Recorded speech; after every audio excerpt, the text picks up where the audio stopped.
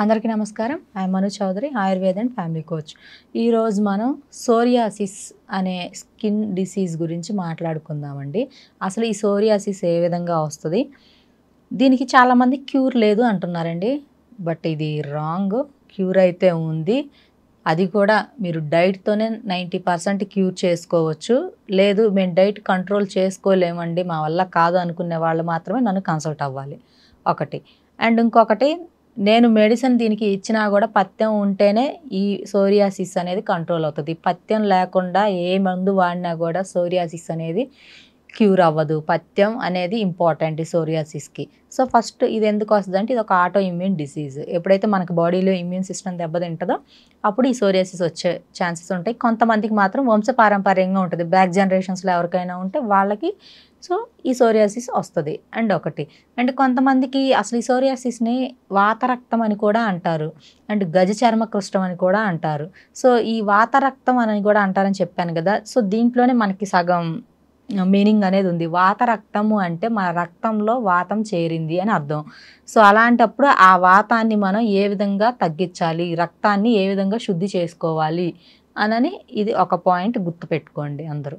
And ఇంకొకటి వచ్చేసి auto immune disease అని చెప్పుకున్నాము. సో ఆటో ఇమ్యూన్ అంటే ఏంటి? మనకి బాడీలో ఇమ్యూన్ సిస్టమ్ దెబ్బతింది. సో మనం మన ఇమ్యూన్ సిస్టాన్ని బిల్డప్ చేసుకోవాలి, ఇమ్యూనిటీని పెంచుకోవాలి.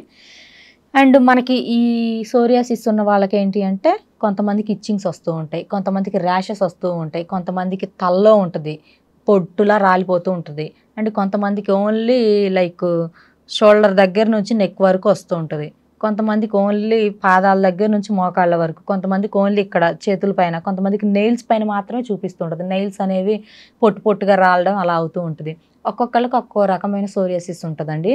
కొంతమందికి ఓన్లీ అరిచేతుల్లోనే పెచ్చులు బాగా చీలికల్లో అయిపోయి బ్లడ్ వస్తూ ఉంటుంది కొంతమందికి అయితే లైక్ కొంచెం చిన్న చిన్న గుల్లలా కనిపిస్తూ ఉంటాయి, మళ్ళీ తగ్గిపోతూ ఉంటాయి, అగైన్ రిపీట్ అవుతూ ఉంటాయి, మళ్ళీ తగ్గిపోతూ ఉంటాయి. సో ఇలాంటి వాటికి మనం చేయాల్సింది ఏంటి అంటే, న్యాచురల్లీ తీసుకునే ఆహారం అనేది ఎక్కువగా మనం శుద్ధి చేసుకొని తీసుకోవాలి ఫస్ట్ ఆఫ్ ఆల్. అండ్ మనం పొల్యూటెడ్ వాతావరణానికి దూరంగా ఉండాలి.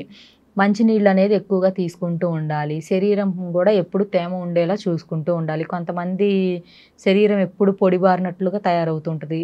టంగు కానీ, లిప్స్ కానీ, లైక్ స్కిన్ కూడా అంతా పొడిగా తయారవుతూ ఉంటుంది. సో అలా కాదండి, ఎప్పుడు శరీరం పైన తేమ ఉండేలా, కొంచెం ఆయిలీగా ఉండేలా చూసుకుంటూ ఉండాలి. పొల్యూటెడ్ వాతావరణానికి దూరంగా ఉండాలి.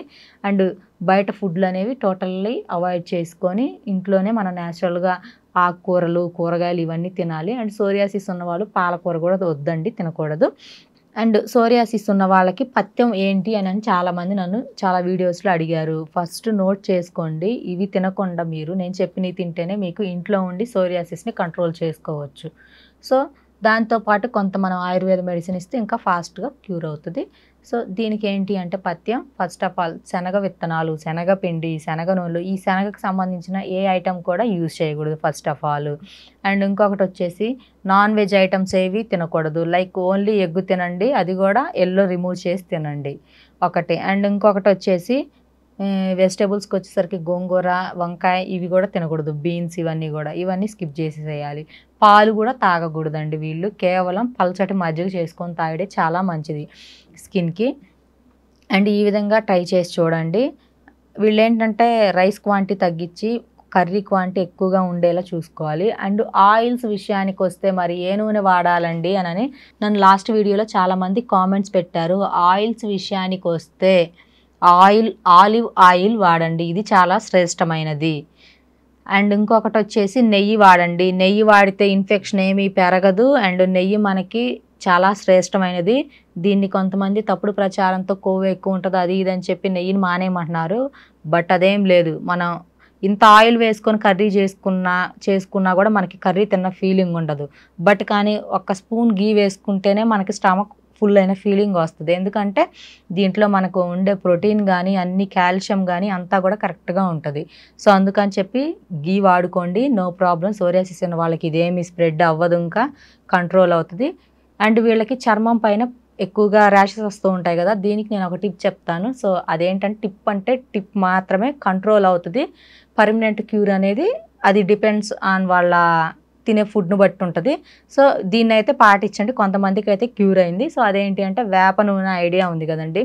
సో ఈ వేప నూనెలో కొంచెం పసుపు కర్పూరం వేసేసుకొని మెత్తగా నూరేసి అది చర్మం పైన స్నానం చేసిన తర్వాత పట్టించేసి గనుక ఉంటే చాలా మంచిది. అదనేది న్యాచురల్లీ ఇవన్నీ కూడా మనకి న్యాచురల్గా దొరికే యాంటీబయాటిక్స్. ఎటువంటి సైడ్ ఎఫెక్ట్స్ ఉండదు. స్కిన్ కూడా మనకి గ్లోగా కనిపిస్తుంది.